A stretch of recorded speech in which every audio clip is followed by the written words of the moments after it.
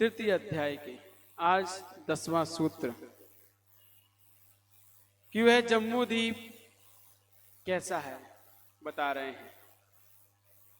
उसमें कितने क्षेत्र हैं, उनके नाम इस सूत्र में आ रहे हैं। पढ़िए। भरत हाइमवत हरि विदेय रम्यक, भरत हाइमवत हरि विदेय रम्यक हैरन्वतैरावत वर्षा क्षेत्राणि।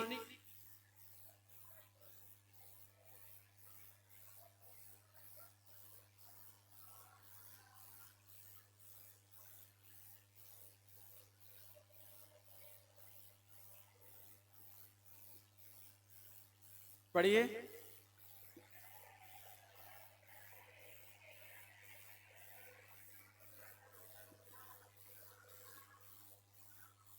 क्लियर?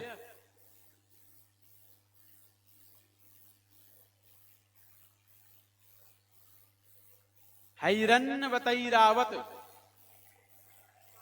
हैरन नहीं हैरन्वतैरावत, वतैरावत। हाँ, इसमें से ऐरावत निकलेगा। हाँ, हैरन्वतैरावत वर्षः क्षेत्राणि। पढ़िए।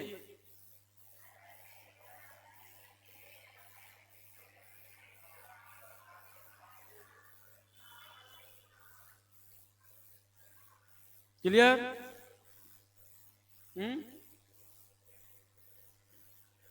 हैरन्वतैरावत। ठीक। तो यहां कह रहे हैं कि उस जम्बू द्वीप में भरत क्षेत्र, हाइमवत क्षेत्र, हरि क्षेत्र, विदेय क्षेत्र, रम्यक, हैरण्य, हैरण्यवत, ऐरावत, ये वर्षा माने क्षेत्र पाए जाते हैं। वर्ष माने क्षेत्र, तो ये 7 क्षेत्र वहां पाए जाते हैं। देश, वर्ष माने होता है देश, भारतवर्ष कहते हैं ना, ऐसे ही भरतवर्ष, हेमवत वर्ष, हरिवर्ष, विदेय वर्ष, रम्यक वर्ष, हैरण्यवत वर्ष और ऐरावत वर्ष, ये 7 क्षेत्र कहाँ होते हैं? जम्बू द्वीप में। और इन 7 क्षेत्रों में जहां अपन रहते हैं वो कौन सा है? भरत क्षेत्र। जम्बू द्वीप के 7 क्षेत्रों में कौन कौन सी भूमियां हैं, उनके नाम यहां गिनाए गए। अब इसमें 2 प्रकार की भूमियां हैं, एक में एक कर्म भूमि और एक भोग भूमि। 2 प्रकार की भूमियां इस जम्बू द्वीप में हैं। देखिए।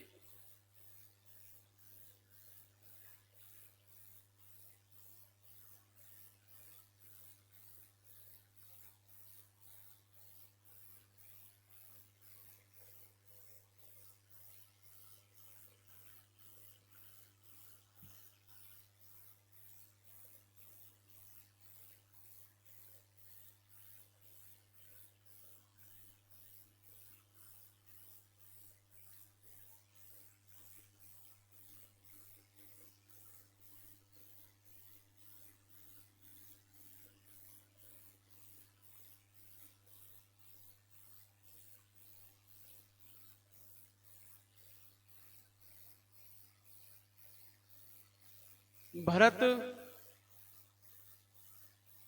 आगे देखते जाओ। भरत, हेमवत, हरि, विदेय, रम्यक, हैरण्यवत, ऐरावत, कितने क्षेत्र हो गए? 7। ये अपना जम्बू द्वीप है। अभी जम्बू द्वीप में 7 क्षेत्र पाए जाते हैं। भरत, हेमवत, हरि, विदेय, रम्यक, हैरण्यवत, ऐरावत। ठीक। और इसमें से इन 7 क्षेत्रों में से भरत क्षेत्र,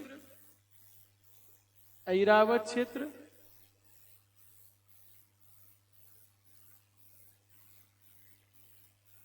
विदेय क्षेत्र और भरत क्षेत्र। तो भरत, विदेय, ऐरावत, ये 3 कर्म भूमियां होती हैं। इनमें इन 3 क्षेत्रों में क्या होती हैं? कर्म भूमियां। और ये हेमवत,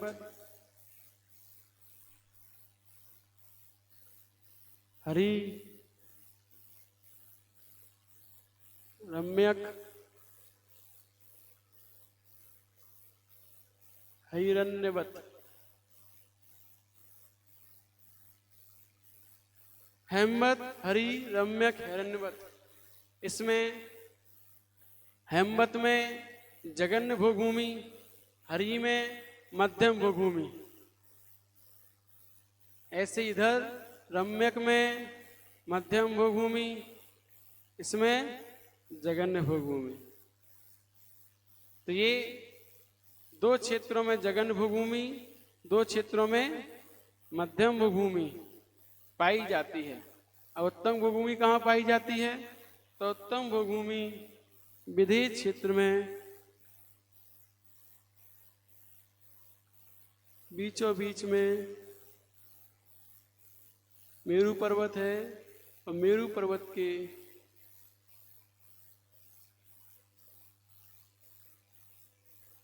यहाँ पर एक तरफ देवकुरु, एक तरफ उत्तर कुरु, यहाँ उत्तम भोगभूमि पाई जाती है। ये उत्तम भोगभूमि है, देवकुरु, उत्तर कुरु। तो ऐसे 7 क्षेत्र होते हैं, भरत, हेमवत, हरि, विदेह, रम्यक, हिरण्यवत और ऐरावत। और इन 7 क्षेत्रों में कर्म भूमि, भोगभूमि दोनों पाई जाती है। ठीक है, विदेह क्षेत्र में भोगभूमि भी है और कर्म भूमि भी है। शेष क्षेत्रों में भोगभूमि ऐरावत क्षेत्र, भरत क्षेत्र, ऐरावत क्षेत्र और विदेह क्षेत्र, इनमें भोगभूमि भी है और कर्म भूमि भी। भरत क्षेत्र में भोगभूमि है, कब होती है? पहले, दूसरे, तीसरे काल में। पहले, दूसरे, तीसरे काल में भोगभूमि होती है। उसके बाद चौथे, पांचवें, छठवें काल में कर्म भूमि हो जाती है। तो भरत क्षेत्र, विदेह क्षेत्र और ऐरावत क्षेत्र में भोगभूमि और कर्म भूमि दोनों हैं, लेकिन शेष क्षेत्र हैं, इनमें भोगभूमियां ही हैं, इनमें कर्म भूमि परिवर्तन नहीं होता। विदेह क्षेत्र में परिवर्तन नहीं होता है। तो यहाँ ये भोगभूमि बनी रहती है हमेशा शाश्वत। ये शाश्वत कर्म भूमि हमेशा रहती है। परिवर्तन केवल भरत और ऐरावत में होता है और कहीं नहीं होता। तो भोगभूमि किसे कहते हैं? कर्म भूमि किसे कहते हैं? जहाँ कर्म करना पड़े। 6 प्रकार के कर्म करने पड़ते हैं, असीम, मसी, कृषि, शिल्प, वाणिज्य, विद्या। इन 6 प्रकार के कर्म जहाँ करने पड़ते हैं उसे कर्म भूमि कहते हैं। जहाँ भोगभूमि, जहाँ कुछ नहीं करना पड़ता, मांगना पड़ता है, कल्प वृक्ष के सामने जाके मन की इच्छा पूरी हो जाती है, उसे क्या कहते हैं? भोग भूमि। तो ऐसे भोग भूमि और कर्म भूमि 2 प्रकार की है। और कर्म भोग भूमियां भी 2 प्रकार की है, शाश्वत और एक अशाश्वत। जो भरत क्षेत्र, ऐरावत क्षेत्र की भोग भूमियां भी कैसी हैं? अशाश्वत, क्योंकि पहले, दूसरे, तीसरे काल में भोग भूमि, उसके बाद कर्म भूमि आती, हट जाती है। और जे वाली शाश्वत है, हेमवत, हरि, देवकुरु, उत्तर कुरु, रम्यक, हिरण्यवत, ये सब शाश्वत भोग भूमियां हैं। ये कभी इनमें परिवर्तन नहीं होता है। समझ में आ रहा है कि नहीं आ रहा? आंसर तो नहीं आ रहा। तो भोग भूमि शाश्वत और अशाश्वत। शाश्वत का मतलब जो हमेशा एक जैसी रहे, वो शाश्वत है, वो यही भूमियां हैं। हेमवत, हरि, देवकुरु, उत्तर कुरु, रम्यक और हिरण्यवत, ये भूमियां हमेशा एक जैसी रहती हैं, भोग भूमि की तरह। और जो बदलती रहती हैं वो ऐरावत और भरत और ऐरावत क्षेत्र की होती हैं। तो ऐसे ये रचना अपनी जम्बू द्वीप की बताई गई कि जम्बू द्वीप में कैसी कैसी भूमियां हैं, कहाँ कहाँ कौन कौन से क्षेत्र हैं, ये आपको समझाए गए। ठीक है, अब इसकी डिटेल तो बहुत सारी है। अब इसके आगे कि इनका विभाजन किससे होता है वो बता रहे हैं। ये पहले क्या आए हैं कि ये कहाँ स्थित है? कुलाचल से इनका विभाजन होता है। तद विभाजना पूर्वा परायता हिमवन मां हिमवन निषद नील रुक्मी शिखरिनो वर्षधर पर्वतः।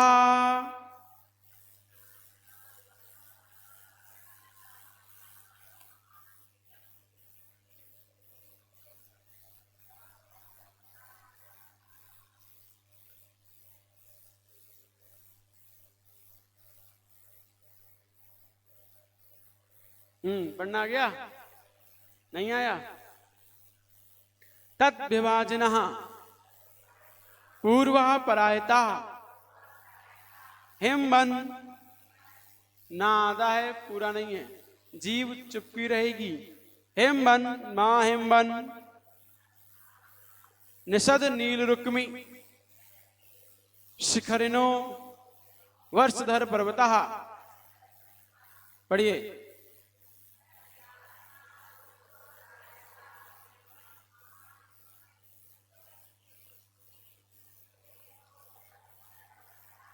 क्लियर? तो यहां कह रहे हैं कि तत् विभाजना, उन क्षेत्रों का विभाजन किससे होता है? क्या ये क्षेत्रों की कोई सीमाएं नहीं हैं? तो इनकी सीमाएं हैं। तत् विभाजना, उनका विभाजन, उन क्षेत्रों का विभाजन। कौन क्षेत्र? भरत आदि क्षेत्र। इनका विभाजन करने वाले पूर्वा परायता, पूरब से लेके पश्चिम तक। कहां से? ये पूर्व है, ये पश्चिम।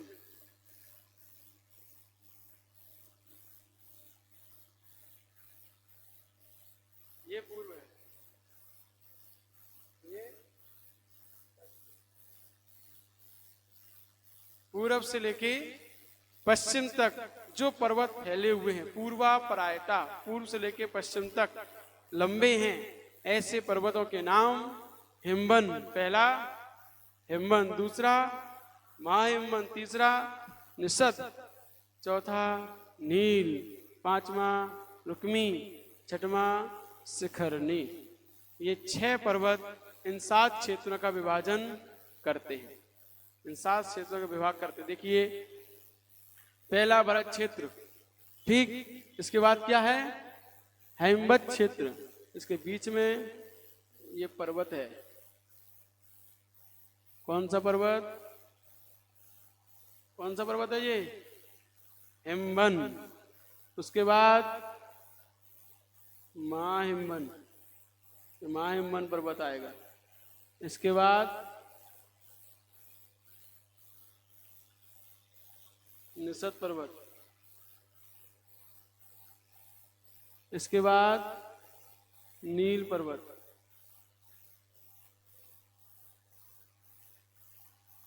इसके बाद रुक्मी पर्वत, और इसके बाद कौन सा है? शिखरनी पर्वत। तो ऐसे एक एक पर्वत से एक एक क्षेत्र का विभाजन हुआ है। भरत क्षेत्र के बाद पर्वत, फिर क्षेत्र, फिर पर्वत, फिर क्षेत्र, फिर पर्वत, फिर क्षेत्र, फिर पर्वत, फिर क्षेत्र, पर्वत, क्षेत्र, पर्वत और क्षेत्र। इस प्रकार से एक पर्वत एक क्षेत्र। पर्वत क्या है? ये इनकी बाउंड्री, क्या बोलते हैं इसे? LOC, लाइफ ऑफ नहीं, लाइन ऑफ कंट्रोल। ये कंट्रोल लाइन है, इसके आगे इस क्षेत्र के लोग नहीं जाते। ये पर्वत के आगे यहाँ इस क्षेत्र के लोग दूसरे क्षेत्र में नहीं जा सकते। तो ऐसे ये बॉर्डर, ये पर्वत का काम करते हैं। पर्वत किसका काम करते हैं? बॉर्डर का काम करते हैं, जिससे कि यहाँ के लोग वहां ना जा सकें। केवल जाते हैं तो किसके प्रभाव से? विद्या के प्रभाव से। विद्याधर लोग और रिद्धिधारी मुनराज ही यहाँ भरत क्षेत्र के, विदेश क्षेत्र की मेरू पर्वत की वंदना करने चले जाते हैं, है ना। विद्या के प्रभाव से ही ये भूमियां घूमने चले जाते हैं। तो विद्या के प्रभाव से जा सकते हैं विद्याधर लोग और रिद्धिधारी मुनराज, बाकी कोई भी नहीं जा सकता। भरत चक्रवर्ती भी, वो भी इस भरत क्षेत्र से बाहर यहाँ नहीं जा सकता। तो इसीलिए ऐसा ये बॉर्डर का काम करने वाले 7 क्षेत्र, विभाग करने वाले 6 पर्वत 7 क्षेत्रों का विभाग करने वाले होते हैं। अब बता रहे हैं कि भरत आदि क्षेत्र विभाजन करने वाले कौन कौन से पर्वत तो बता दिया है। अब इसके बाद ये पर्वत कैसे कैसे हैं, इनका ज्ञान कराया जा रहा है। ये पर्वत कैसे? तो अगला सूत्र, हेमार्जुन तपनीय वैडूर रजत हेममया,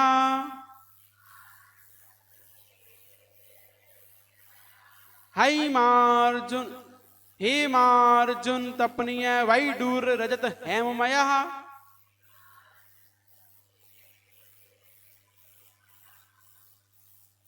तो कह रहे हैं, पढ़ना आ गया। यहां कह रहे हैं पर्वत क्रम से, हेम माने सुवर्ण सोने के समान, अर्जुन माने चांदी के समान, तपनीय तपाए हुए सोने के समान, वैडूर्य वैडूर्य मणि के समान, वैडूर्य मणि माने नीलमणि, रजत चांदी के समान, और हेममया माने सोने के समान क्रम से ये पर्वत हैं। पहला पर्वत हेमन, हिमन पर्वत का कैसा है, क्या आया, हेम माने सोने के समान। दूसरा पर्वत रजत, अर्जुन, अर्जुन माने चांदी के समान।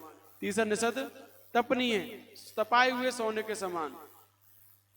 चौथा वैडूर नीलमणि के समान। पांचवा चांदी के समान। छठवां फिर सोने के समान। तो ये सब क्रम से अलग अलग रंग वाले हैं।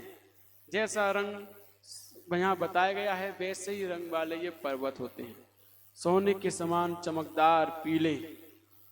पहला हिमवन पर्वत, दूसरा महाहिमवन चांदी के समान चमकदार, तीसरा निषद पर्वत तपाए हुए सोने के समान। जो सोना तप जाता है तो लालिमा आ जाती है उसके अंदर, तो ऐसा तपाए हुए सोने के समान।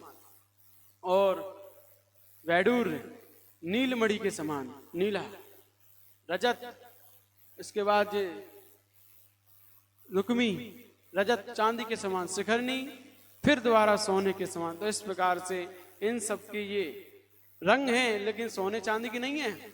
सोने चांदी जैसे रंग हैं, तुम सोचो धातु हो, धातु नहीं है तो पर्वत ही, मिट्टी, वो क्या कहते हैं कठोर पत्थर हैं तो उसी के, लेकिन पत्थरों के ये रंग हैं, सोने के समान, तपाए हुए सोने के समान, चांदी के समान, नील मणि के समान, उनके ये समान वर्ण वाले होते हैं। तो ये सब इन पर्वतों की विशेषताएं बताई कि क्या क्या रंग इनके हैं। अब आगे और विशेषता बता रहे हैं कि इन पर्वत में क्या क्या पाया जाता है। मणि विचित्र पार्श्वा उपरी मूले चतुल्य विस्तारः, बड़ी विचित्र विचित्र पार्श्वा उपरी मूले चतुल्य विस्तारः।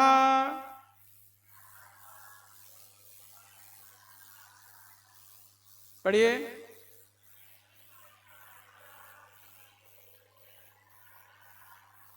क्लियर? तो यहां कह रहे हैं उन पर्वतों में विशेषताएं कि ये पर्वत कैसे हैं, मणियों से खचित, इनके अंदर मणियां भरी पड़ी हुई, मणियों से खचित विचित्र।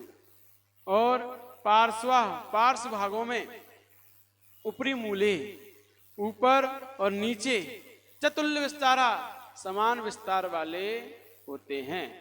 चाहे ये पर्वत ऊपर से देखो या नीचे से देखो, एक जैसे ही विस्तार वाले होते हैं। जैसे कि अपना ये पिलर, चाहे नीचे से देखो चाहे ऊपर से देखो, समान विस्तार, ना नीचे से मोटा ना ऊपर से पतला, ऐसा तो नहीं है। जैसे सामान्य पर्वत होते हैं, नीचे से बड़े और ऊपर से ऊपर जाते पतले होते जाते हैं, चोटी बन जाती है, नहीं, ऐसे नहीं, बराबर जैसे अपना पिलर खड़ा हुआ है ये सामने दिख रहा, ऐसे ही ये पर्वत होते।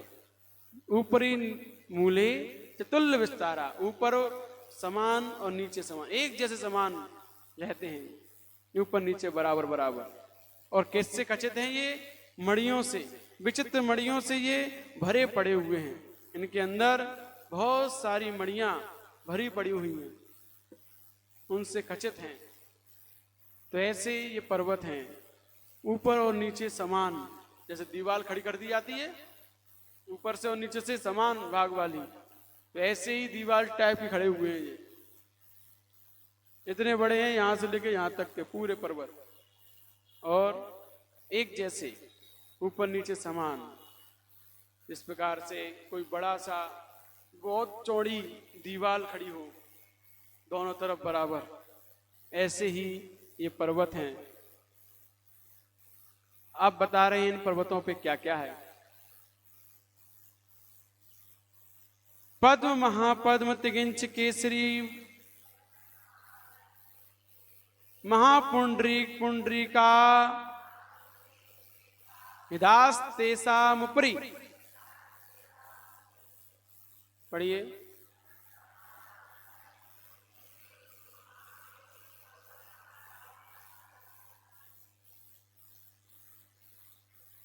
आ गया पढ़ना एक बार और। पद्म महापद्म तिगिंच केसरी महापुंडरीक पुंडरीका विदास तेसामुपरि।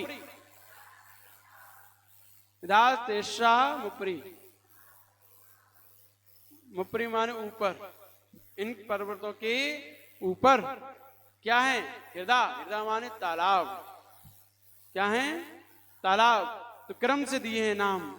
पद्म तालाब हिम्मन पर्वत के ऊपर पद्म, उसके बाद महाहिम्मन पे महापद्म, निषद पर्वत पे तिगिंच, नील पे केसरी, रुक्मी पे महापुंडरीक, शिखरनी पे पुंडरीक। इस प्रकार से एक एक पर्वत पर एक एक तालाब स्थित है। क्या है? तालाब। ये बोर्ड तो बेकार हो गया।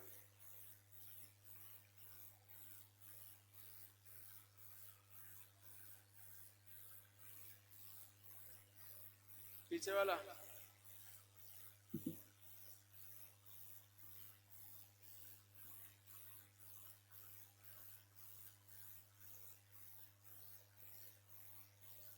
ये पर्वत है। क्या है? पर्वत। पहला पर्वत कौन सा? हिम्मन। अब इस हिम्मन पर्वत के बीचों बीच तालाब होता है, पद्म तालाब, पद्म सरोवर। ऐसे ही प्रत्येक पर्वत के बीचों बीच सरोवर है। अब यहां से नदियां निकलती हैं। गंगा नदी निकलेगी, सिंधु नदी निकलेगी, यहां से तालाब से। तालाब में से क्या निकलती हैं? नदियां। अभी अगला सूत्र आएगा तो बताएंगे। गंगा नदी, सिंधु नदी, और यहां से एक नदी और यहां से और निकलेगी। तो पहले तालाब से 3 नदियां निकलती हैं, उसके बाद दो अन्य तालाब से 2-2 नदियां निकलती हैं, फिर अंतिम जो तालाब है उससे भी 3 नदियां निकलती हैं। तो जो व्यवस्था यहाँ की है वही व्यवस्था ऊपर ऐरावत की है, सेम रहती है। बीच वाली में 2-2 नदियां निकलती हैं। तो इस प्रकार बता रहे हैं कि वह तालाब कितना बड़ा होता है। ऊपर जो तालाब है, ये कौन सा तालाब? पद्म तालाब। ये पद्म तालाब कितना बड़ा है, उसकी लंबाई चौड़ाई क्या है, सो बता रहे हैं। प्रथमो योजन सहस्रयामस तदर्थ विस्कंभो हृदय। प्रथमो योजन सहस्रयामस तदर्थ विस्कंभो हृदय।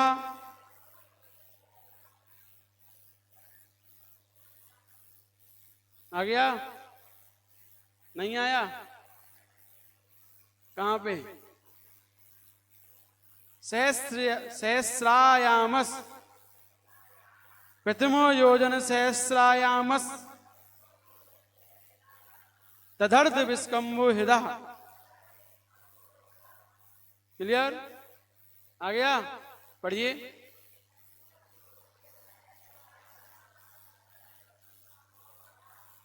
ठीक। तो यहां कह रहे हैं पहला जो पद्म तालाब है, प्रथमो योजन, वो कितना है?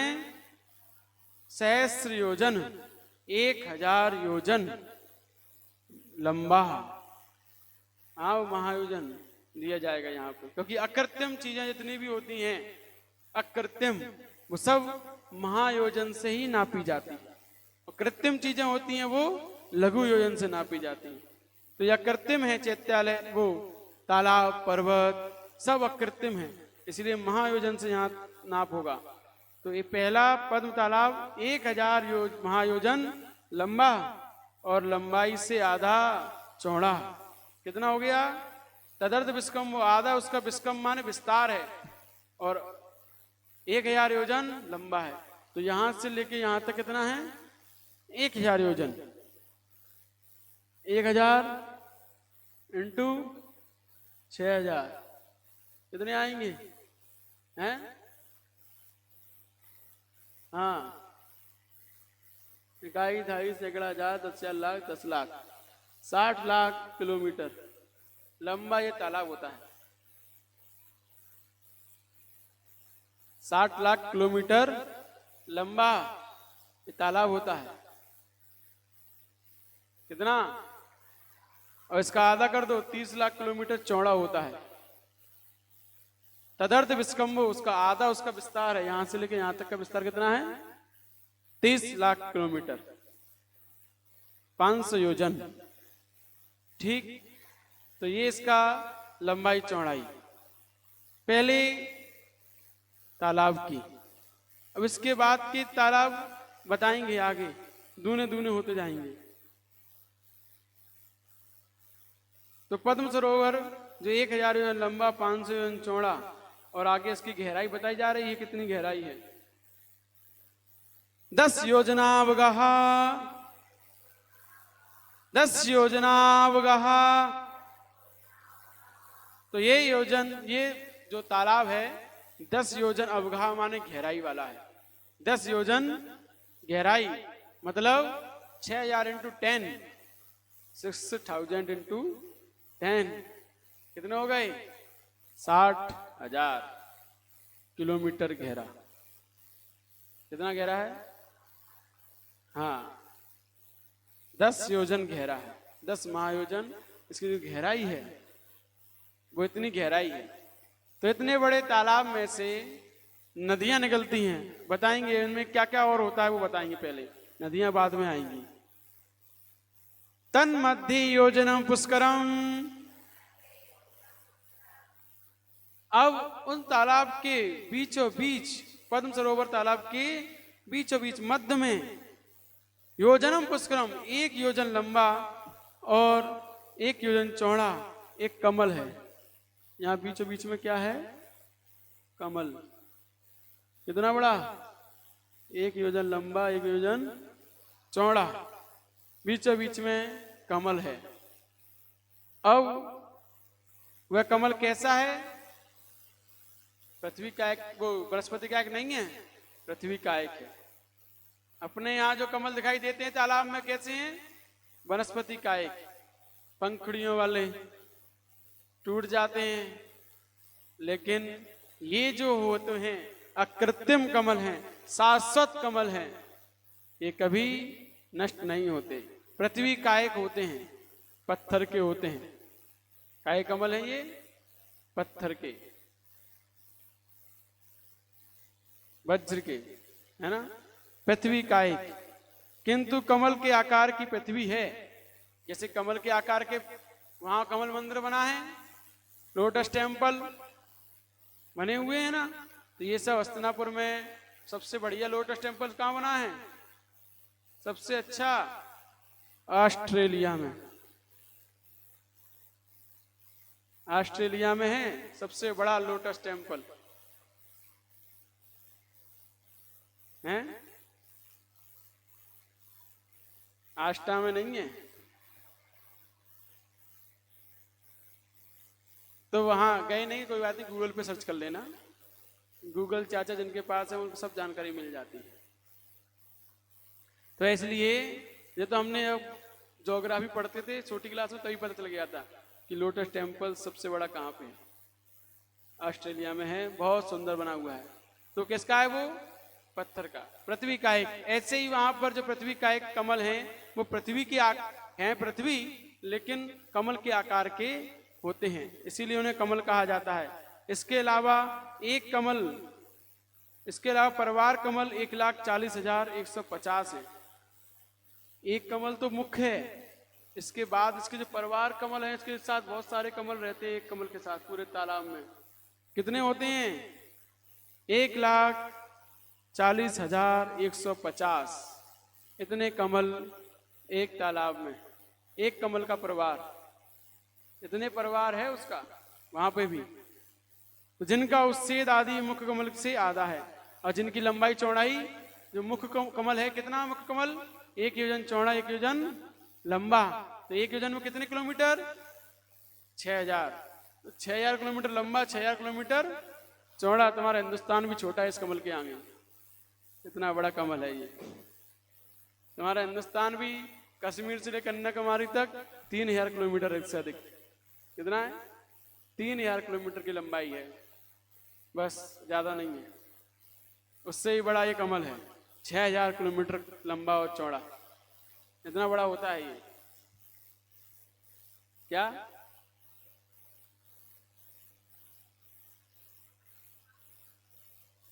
क्या बोल रहे हो? एक कमल है, इसके परिवार 1,40,150 इतने कमल हैं इसके परिवार।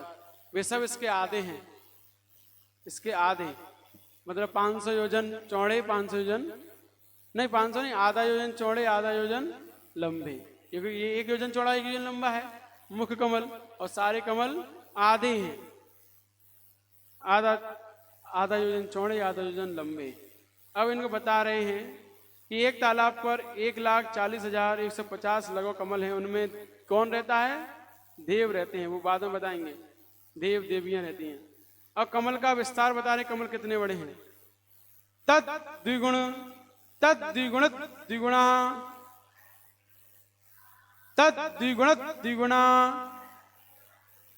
द्विगुण द्विगुणा नहीं, तत् द्विगुण द्विगुण द्विगुणा, क्योंकि संयुक्त अक्षर आएगा, संयुक्त अक्षर को ऐसे पढ़ना है। तत् द्विगुण द्विगुणा हिदा पुष्कराणि च। पढ़िए।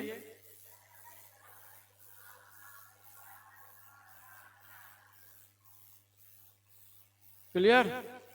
नहीं आया?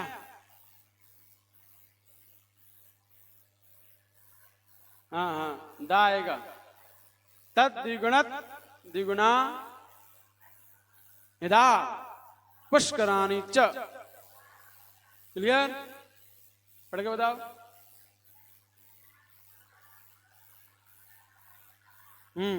तो यहां कह रहे हैं, अब जो हमने प्रथम तालाब के बारे में बात की, इस प्रथम तालाब से दूने दूने आगे के तालाब हैं। कहां तक? विदेश क्षेत्र तक। कहां तक? विदेश क्षेत्र तक। उसके बाद कम होते गए हैं। ऐसे चलता है कहानी इनकी।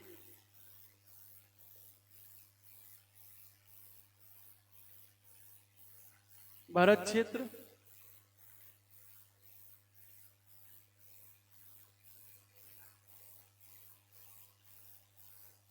हेमवत, हरि, विदेह।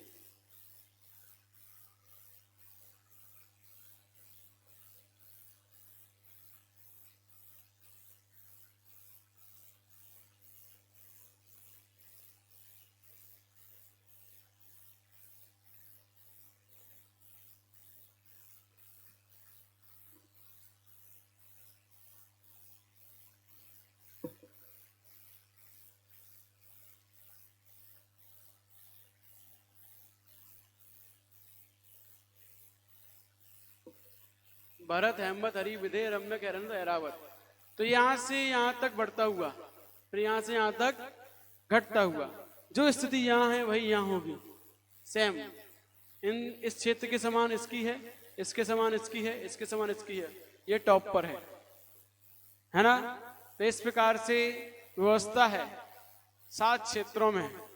तो भरत क्षेत्र का पहला जो हिममान पर्वत है, उसमें जो पद्म तालाब है, उससे दूना तालाब हेमवत का, उससे दूना हरि का, उससे दूना विदेह का। अब इससे यहाँ कम हो जाएगा, इससे यहाँ कम, फिर इससे ये कम, फिर इससे ये कम। तो ये इसके बराबर, ये इसके बराबर, ये इसके बराबर, ये फिर ये। जैसे कि अपन ने माना ये 2 है, भरत क्षेत्र कितना है? 2। उसका जो तालाब 2 योजन का है, ये कितना होगा? 4 का, ये 8 का, ये 16 का, फिर ये 8 का, ये 4 का, ये 2 का। तो जो स्थिति यहाँ है वो स्थिति यहाँ बनेगी। ठीक, जो ये सेम, ये 3 सेम रहेंगे, ये अलग से ऊपर टॉप पे रहेगा। विदेश क्षेत्र सबसे बड़ा अलग ही। तो इस प्रकार की व्यवस्था 7 क्षेत्रों की है। ऐसे ही 7 तालाबों की व्यवस्था है। ऐसे ही पहले तालाब कितना बताया था, कितना 1000 योजन का लंबा और आधा 500 योजन चौड़ा। तो अब ये पद्म तालाब का है। इसके बाद जो कौन सा तालाब आएगा, पद्म महापद्म, इससे दूना 2000 योजन लंबा, 1000 योजन चौड़ा। अब इसके बाद तिंच 2000 के बाद 4000 योजन लंबा और 2000 योजन चौड़ा। फिर केसरी, केसरी आएगा यहाँ, ये इसके बाद उससे भी दूना 8000 योजन लंबा, 4000 योजन चौड़ा। फिर इसके बाद महापुंडरीक कहां से आ गया अभी, महापुंडरीक, हाँ महापुंडरीक आ गया। अब ये कम हो गया, जो यहाँ इतना था वही यहाँ आएगा। अभी यहाँ कितना हो गया था 8000, इसके आधे कर दो 4000 का आएगी।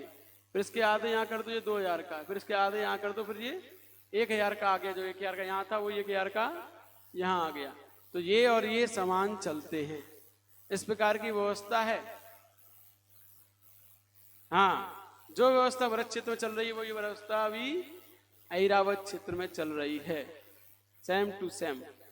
वहां भी पंचम काल चल रहा है, उत्सर्पणी अवसर्पणी काल समान चलता है। कहाँ कहाँ क्यों नहीं जा सकते, बता तो दिया। ये बीच में इतना बड़ा पर्वत बैठा हुआ है, हिमन पर्वत जी, इसको पार करना मनुष्यों के बस की बात नहीं है बिना विद्याओं के। विद्याएं हैं तो पूरे जम्मू द्वीप में घूम लो, कोई मना नहीं है ना। जब विद्याएं विद्याधर बन जाओ या फिर रिद्धियां प्राप्त कर लो तो कहीं भी जा सकते हैं। फिर जम्मू द्वीप में, जम्मू द्वीप से बाहर भी जा सकते हैं। कहाँ तक, मनुष्य लोक तक, मानुष्योत्तर पर्वत तक, वहीं तक ऋद्धारी मुनराज जाते हैं, उसके आगे नहीं जाते। तो अब ये तालाब बता दिए कि तालाब कितना बड़ा है, इसमें क्या है, कितना गहरा है। ये 10 योजन, 10 योजन गहरा है। कितना, और चौड़ाई कितनी है 500 योजन, लंबाई 1000 योजन। इसके आगे सब दूने दूने विस्तार वाले हैं। कमल भी इसमें कितने बताए थे, 1,40,150, और इनमें दूने दूने, फिर इसमें आधे आधे होते गए। ठीक, तो इस प्रकार की व्यवस्था रहती है। अब इन कमलों पर कौन रहता है, तन निवासिन्यो देव्या श्री हृदति कीर्ति बुद्धि लक्ष्म्य पल्लवमस स्थित्या सामानिक परिषत्कः तन्निवासन्यो देव्या श्री हृदति कीर्ति बुद्धि लक्ष्म्य।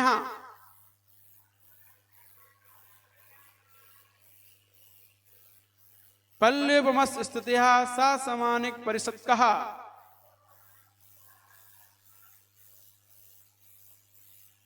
पढ़िए,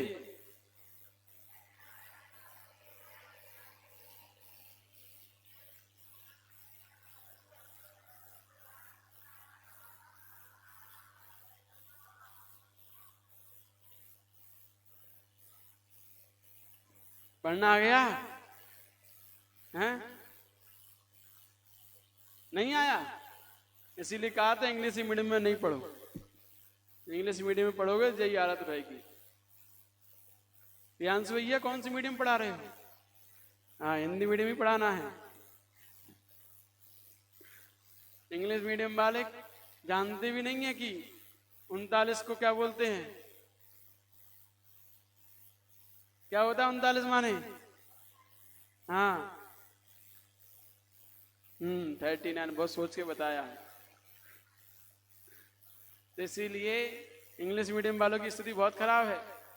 हिंदी मीडियम में पढ़ाना चाहिए बच्चों को। गर्व से कहो हम हिंदी भाषी हैं, है ना। हिंदी मीडियम में पढ़ोगे तो आगे बढ़ोगे, वरना अंग्रेज बन जाओगे। अंग्रेज बन गए ना बच्चे तो माता पिता को क्या कहेंगे? क्या? हाँ, वृद्धाश्रम जैसे अंग्रेज लोग छोड़ जाते हैं माता पिताओं को, क्योंकि वहां संस्कार ही ऐसे मिलते हैं।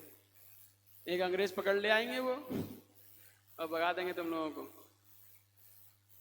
तो यहाँ पढ़ना आ गया, ऐसे नहीं आया, प्रैक्टिस करना आ जाएगा। बिना प्रैक्टिस के कुछ नहीं आता है। आप पढ़िए।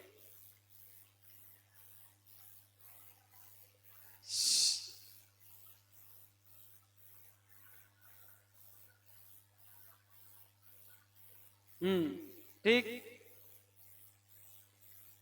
अब इसका अर्थ देखो, तन निवासन्यो, उन पर निवास करते हैं। किस पर? कमल पर। इस कमल पर निवास करने वाली देवी, देव्या, देवी रहती हैं इस पर। पहली कौन सी? श्री देवी। कौन सी देवी? हाँ, श्री देवी रहती है इस पे। दूसरे पे हिरी, तीसरे पे दिति, चौथे पे कीर्ति, पांचवें बुद्धि, छठवें पे लक्ष्मी। तो ऐसे एक एक पर्वत पर जो एक एक तालाब है उसकी मुख्य मुख्य देवियां हैं। तो अपने जो पहला पर्वत है हिमवन पर्वत, उसकी मुख्य देवी कौन है? श्री देवी। मुंबई वाली नहीं, ये मुख्य देवी है यहाँ की, श्री देवी। उसके बाद आती है अगले माँ हिमवन पर्वत पर हिरी देवी, और माँ हिमवन निषद पर्वत पर दिति, नील पर्वत पर कीर्ति, और नील के बाद रुक्मी पर्वत पर बुद्धि, और शिखरणी पर्वत पर लक्ष्मी। तो ये देवियां वहां के मुख्य कमल पर निवास करती हैं। वहां की ये क्या है? पट्ट देवियां, वहां की मुख्य देवियां हैं ये। इनकी वहां कौन रक्षा करता है? सामानिक परिषद कहा। यह है सामानिक और परिषद जाति के देवों से साथ वहां रहती हैं। सामानिक और पारिषद जाति के देव इनकी वहां रक्षा करते हैं, बॉडीगार्ड बनके इनकी वहां रक्षा करते हैं देवियों की, कोई इन्हें परेशान करने ना आए। तो उन देवों के साथ वहां पर ये एक पल्लेपम की आयु वाली देवी वहां रहती हैं। कितनी आयु है इनकी? एक पल्ल, असंख्यात वर्षों का एक पल्ल होता है।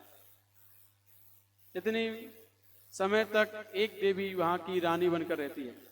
उसके बाद वो कमल खाली हो जाता है तो दूसरी देवी आके बैठ जाती है, कहलाएगी वो श्री देवी, लेकिन बस सीट बदलती रहेगी।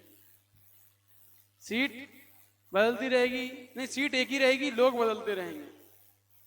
सीट एक ही रहेगी, लोग बदलते रहेंगे, और नाम भी उसका वही रहेगा जो उस सीट का नाम है। जैसे प्रधानमंत्री की सीट पे कोई प्रधानमंत्री आके बैठ जाए, कहलाएगा प्रधानमंत्री ही। बस लोग बदलते रहते हैं, सीट वही रहती है, नाम भी वही रहता है। ऐसे ही यहां पर है।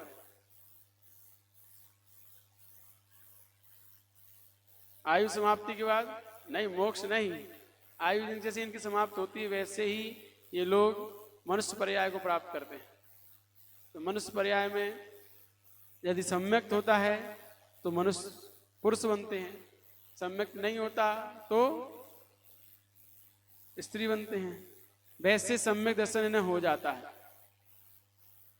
इन अष्ट देवियों को सम्यक दर्शन हो जाता है। अष्ट कितनी है जी?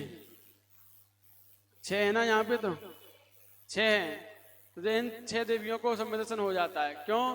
क्योंकि ये जब भगवान गर्भ में आते हैं तो यही देवियां माता की सेवा करने के लिए जाती हैं। तब 9 महीने तक माता की सेवा में ये देवियां लगी रहती हैं।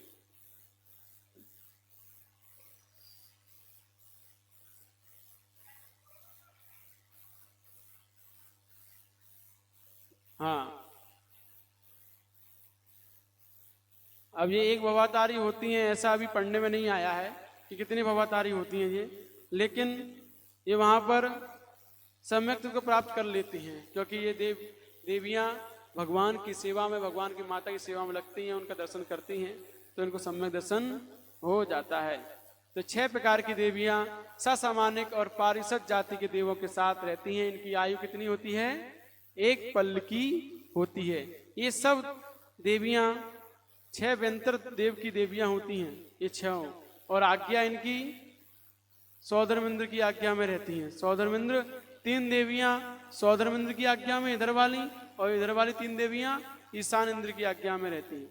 तो इस प्रकार से आज्ञा इनके ऊपर सौधर्मेंद्र और ईशान इंद्र की चलती है, लेकिन होती किसकी हैं? ये व्यंतर देवों की देवियाँ होती हैं।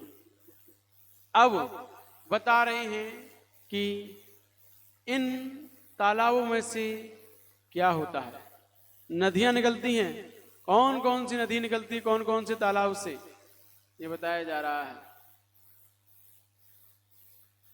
कमरे में ले जा, मैं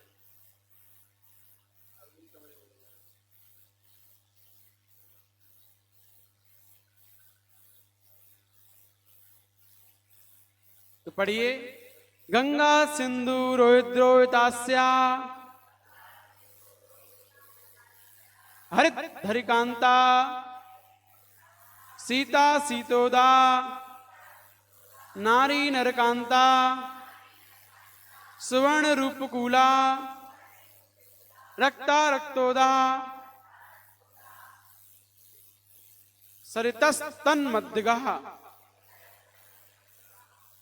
पढ़िए।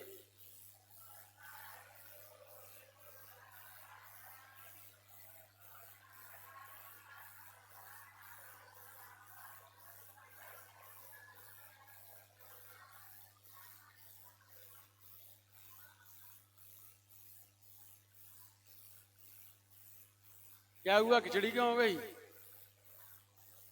हाँ, तो बड़ा सूत्र तो क्या हुआ? हमने तो छोटे छोटे पढ़ाया था।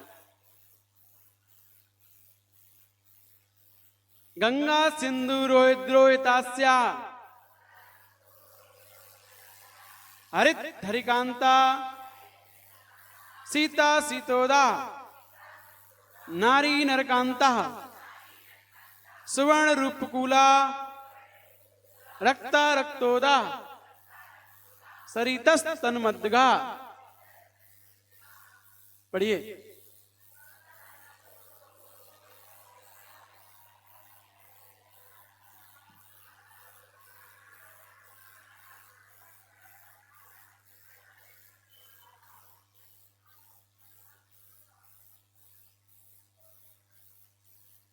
क्लियर? हाँ, पढ़ना आ गया कि नहीं आया? आ गया, अच्छी बात है, आ गया तो।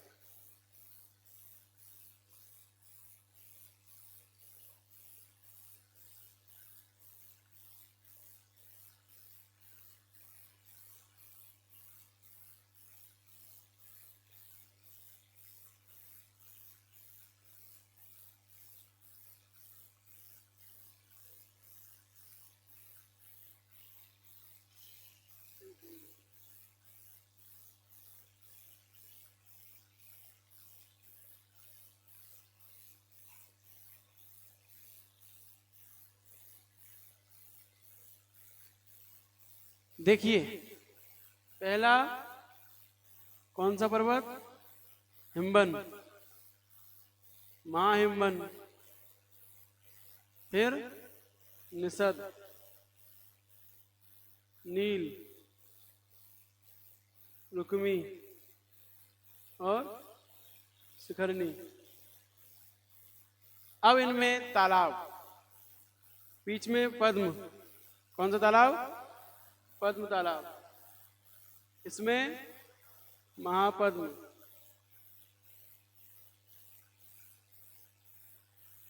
इसमें तिगिंच।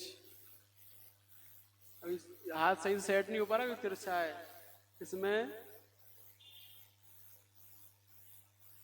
केसरी, महापुंडरीक और पुंडरी। ये तालाब इनके बीचों बीच पाए जाते हैं। यहाँ से ये इससे दूना है, ये इससे दूना है, फिर ये वाला इसके बराबर, फिर इससे कम, इससे कम, ठीक। यहाँ से बढ़ता हुआ है, फिर यहाँ से घटता हुआ है। किस प्रकार के तालाब हैं। अब पद्म तालाब से कौन कौन सी नदियाँ निकल रही हैं? गंगा, ये गंगा गई, ये सिंधु, और ये रोहित। अब इसके बाद और कौन सी हैं?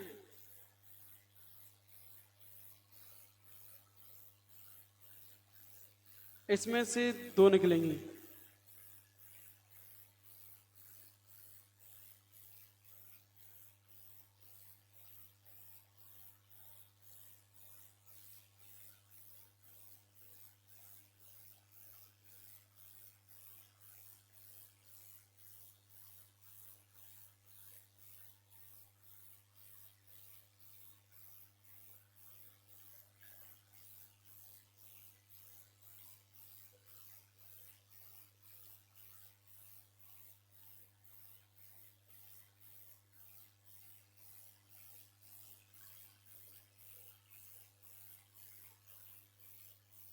ये वाली नदी इधर जाएंगी, इस पर्वत की ओर, इस क्षेत्र की ओर।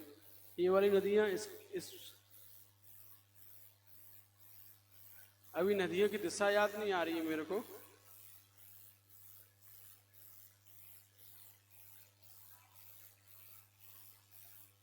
हाँ ऐसे ही है, एक नीचे एक ऊपर। पश्चिम की ओर जाती है और एक पूर्व की ओर जाती है।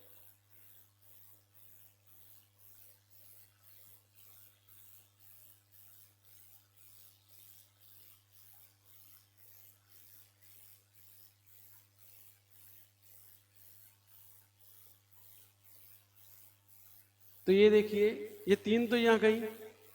अब एक ये नदी पद्म, महापद्म की,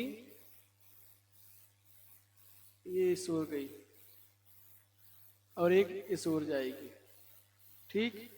अब ये इस ओर जाएगी और इसकी एक इस ओर आएगी, इसकी एक इस ओर जाएगी, इसकी एक इस ओर आएगी, इसकी इस ओर जाएगी, इसकी इस ओर आएगी, और इसकी इस ओर जाएगी, और इसकी एक इधर जाएगी, एक इधर जाएगी, और एक इधर आएगी।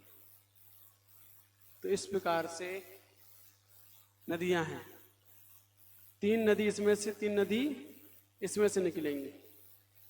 तो एक यहाँ ये भरत क्षेत्र में आएंगी नदियां, पर्वत से कहाँ आएंगी, और ये यहाँ लवण समुद्र में आके मिल जाएंगी। जब यहाँ से निकलती हैं तो बहुत पतली धारा के साथ निकलती हैं और धीरे धीरे मोटी होती जाती हैं, और यहाँ आके बहुत ज़्यादा मोटी हो जाती है नीचे आके समुद्र में जब मिलती हैं तब। ऐसे ही प्रत्येक नदी है जो यहाँ से सीधे अब ये समुद्र में जाके मिलेगी। इधर ये वाली इधर समुद्र में जाके मिलेगी, ये वाली इधर समुद्र में जाके मिलेगी, ये वाली इधर समुद्र में जाके मिलेगी। इसके चारों तरफ क्या है? लवण समुद्र। क्या है जम्मू द्वीप के चारों तरफ? लवण समुद्र है। तो ऐसे ही ये वाली नदी सीतोदा, इधर सीता, ये नदियां जा रही हैं समुद्र की ओर, समुद्र में जाके मिल जाती हैं सारी नदियां, सब समुद्र में मिलेंगी। और इधर ये दो ऐरावत क्षेत्र की इधर मिल जाएंगी दो नदियां, इधर समुद्र में मिलेंगी दो, इधर से इधर मिलती हैं। तो ऐसे ये नदियां हैं। इन गंगा नदियों का गंगा, सिंधु, रोहित, फिर रोहितास्या हरित हरितकांता सीधा सीधा नारी नरकांता सुवर्ण रूप गुला रखता रखता, ये 14 नदियां जम्मू द्वीप के 7 क्षेत्रों के मध्य में बहती हैं। तो जिनमें भरत क्षेत्र में गंगा, सिंधु, हेमवत वर्ष में रोहित रोहितास्या, हरित में हरित हरिकांता, विदेह क्षेत्र में सीता सितोदा, रम्यक में नारी नरकांता, हिरण्यवत में सुवर्णकुला रूपकुला और ऐरावत में रक्ता रक्तोदा। ये 14 नदियां बहती हैं। तो जैसे गंगा सिंधु जो भरत क्षेत्र में आई दो, ठीक। अब गंगा सिंधु के बाद रोहित, रोहितास्या, एक रोहित गई इधर और एक रोहितास्या। फिर इसके बाद इसमें हरित, हरिकांता। इसके बाद सीता सीतोदा, नारी नरकांता, सुवर्णकुला रूपकुला, रक्ता रक्तोदा। इस प्रकार से एक हर क्षेत्र में 2-2 नदियां बहती हैं। 7 क्षेत्र 14 नदियां, ठीक है। अब किस तालाब में से कौन सी नदियां निकलती हैं, तो हमने बताया पद्म सरोवर तालाब से गंगा सिंधु रोहितास्या। गंगा सिंधु और ये 3 नदियां निकली पद्म तालाब से। इसके बाद पुंडरीक सरोवर से भी 3 नदियां निकलती हैं, रक्ता रक्तोदा और रूपकू सुवर्णकुला। इससे भी 3 नदियां निकली। ऐसी महापद्म से रोहित और धरिकांता, रोहित और धरिकांता। इसके बाद तिंगिंच केसरी से हरित और सीतोदा, इससे तिंगिंच से हरित सीतोदा। इससे नील पर्वत से कहाँ गया, तिंगिंच के बाद केसरी पर्वत सीता नारी नरकांता, नरकांता। और महापुंडरीक से नारी और रूपकुला, ये नदियां निकलती हैं। अलग अलग तालाब से अलग अलग नदियां निकल रही होती हैं। तो इनकी लंबाई चौड़ाई हम सब कुछ बात कर चुके हैं। और ये नदियां कहाँ कहाँ की ओर बहती हैं, सो अगला सूत्र दियोर दियो पूर्वः पूर्वगः, दियोर दियो पूर्वः पूर्वगः। तो गंगा सिंधु इत्यादि 2-2 नदियों में से पहली नदी पूर्व समुद्र की ओर जाती है, अर्थात, और बाद की कहाँ जाती हैं, अगला सूत्र बताएंगे उसमें। तो पहली नदियां कहाँ जा रही हैं, पूर्व की ओर। तो गंगा कौन सी दिशा में गई, इधर क्या है पूर्व, इधर पश्चिम। तो गंगा कौन सी दिशा में गई है, पहले पूर्व की ओर। ये सारी नदियां पहले पूर्व की ओर जाती हैं। इस पर्वत से, इस तालाब से जो नदी निकलेगी वो कहाँ गई, पूर्व की ओर। पहली नदियां सब पूर्व की ओर जाएंगी, दूसरी नदियां जाएंगी पश्चिम की ओर। अगले सूत्र शेषास्त्वपरगा।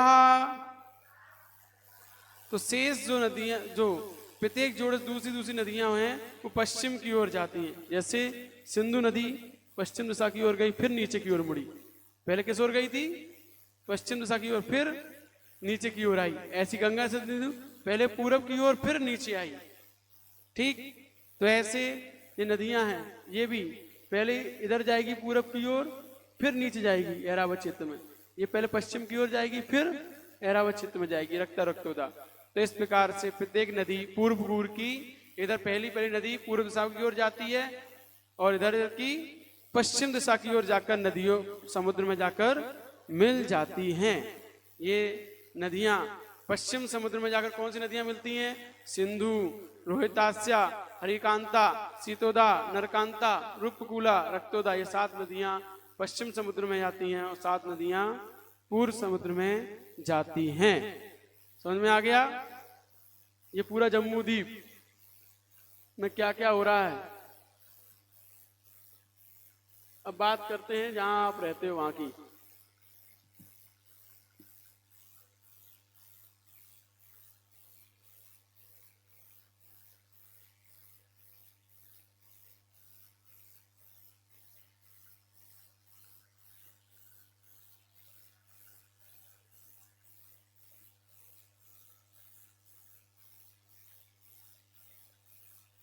ये भरत क्षेत्र है, इसके बीचों बीच क्या है, विजयात पर्वत। क्या है, हाँ। और विजयात पर्वत से कितने खंड हो जाते हैं, 6 खंड हो जाते हैं। पहला जो अपन यहां रह रहे हैं आरखंड, यहाँ अपन रह रहे हैं आर खंड में। बाकी की ये 1 2 3 4 और ये 5, ये क्या है? मलेक्ष खंड। 5 मलेक्ष खंड हैं, एक आर खंड है पूरे भरत क्षेत्र में, जिसका विभाजन विज्यात पर्वत और गंगा सिंधु नदियों से होता है। ये गंगा सिंधु नदियों ने इसका विभाजन कर दिया, इसका विभाजन कर दिया, इसका कर दिया, इसका कर दिया, और इसका किसने किया? विज्यात पर्वत ने। इसका विज्यात पर्वत ने, इसका विज्यात पर्वत ने। तो इस प्रकार से विज्यात पर्वत और 2 नदियों से भरत क्षेत्र में 6 खंड बन जाते हैं, जिसमें हम आर खंड में रहते हैं। ये आर खंड में पूरा देश विदेश, पूरा विश्व जो आज हम देख रहे हैं, वो सब इतने से में ही है, आर खंड में मात्र। ठीक, इतने से में है। और बाकी के 6 खंडों का अधिपति चक्रवर्ती होता है। चक्रवर्ती आर खंड के साथ साथ 5 मलेक्ष खंडों का भी राजा होता है, वो चक्रवर्ती। और इस चक्रवर्ती जब इन 6 खंडों को जीत लेता है, तब बीच में नाभि के समान नाभिगिरी पर्वत है, इसे हम वृषवाचल पर्वत भी बोलते हैं। क्या बोलते हैं? विश्वाचल नाभिगिरी पर्वत। इस पर्वत पर जब चक्रवर्ती पूरे 6 खंड को जीत लेता है, तब वह यहां इस विश्वाचल पर्वत पर प्रशस्ति लिखने आता है कि अहम आदिनाथ पुत्रस्य भरत क्षेत्रस्य चक्रवर्ती अहमेंद्र, क्या चक्रवर्ती निरपस्य, इस क्षेत्र का मैं चक्रवर्ती राजा हुआ हूं। जब वो यहां लिखने आता है, जगह नहीं मिलती लिखने की, पूरे पर्वत पर नाम लिखे रहते हैं ठसाठस, एक नाम लिखने की जगह नहीं मिलती चक्रवर्ती को। वो सोचता है, उससे पहले तो अभिमान में होता है कि मैं ऐसा राजा हुआ हूं, इसने पूरे 6 खंड पर विजय प्राप्त की है, मुझसे बड़ा बलशाली कौन है इस धरती पर, इतना अभिमान होता है। जैसे ही यहाँ पहुंचता है अपना नाम लिखने के लिए, अपनी प्रशस्ति लिखने के लिए कि मैं इस अवसर पड़ी काल का प्रथम चक्रवर्ती हूं, जब नाम लिखने के लिए पहुंचता है तो वहां देखता है जगह ही नहीं है।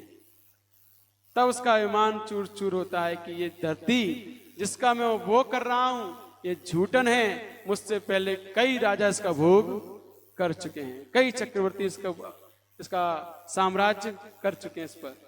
तब उससे क्या लगता है कि हम तो बहुत पीछे हैं। फिर भी वह अपने मंत्री कहने पर अपना रत्न निकालता है और उस रत्न से एक नाम मिटालता है चक्रवर्ती का, फिर अपना नाम वहां लिखता है, अपनी प्रशस्ति लिखता है। तो ऐसे ही प्रत्येक चक्रवर्ती जाता है, किसी एक चक्रवर्ती का नाम मिटालता है और उसका अपना नाम लिखता है। तो ऐसे 6 खंड का अधिपति चक्रवर्ती, जब उसका नाम शाश्वत नहीं रह सकता है, तो हमारा नाम कौन सा शाश्वत रहेगा? तो किसके लिए अपनी जिंदगी बर्बाद कर रहे हो? जरा से नाम के लिए। अपना आत्म कल्याण करो, उसी में सार है। ठीक, आज के लिए इतना ही काफी है, समय समाप्त।